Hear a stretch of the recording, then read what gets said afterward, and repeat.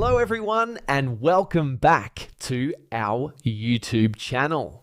In this video, I'm going to show you how to fix brightwheel childcare app not working.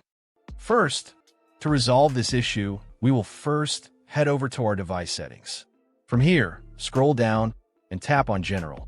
Once you're in the General Settings tab, look for iPhone Storage option and tap on it. Over here, you can either search for the app or you can scroll down and look for it. Then, tap on the app. On the next screen, you need to tap on the Offload app option. A confirmation pop-up will come up. Now tap on the Offload app option here. It'll take a bit for processing, and then a reinstall button will show up.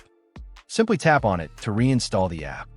This should resolve the issue, but if it doesn't, then you need to check if the app is running an older version. Head over to App Store. From here, double tap on this search icon in the bottom right corner, and then search for the app. Once the app comes up in the search result, and if you see this update button right next to the app, simply tap on it to make sure you're running the latest version of the app. However, if you continue to encounter this issue, then you will need to completely reinstall the app, which usually resolves the problem. Head over to this screen the way we did before, and over here, tap on the Delete App option here to uninstall the app from your device. A confirmation pop-up will come up. Now tap on the Delete option here. Once uninstalled, open up App Store and search for the app in the search bar. After the app comes up in the search result, simply click on this cloud icon to install it back onto your device.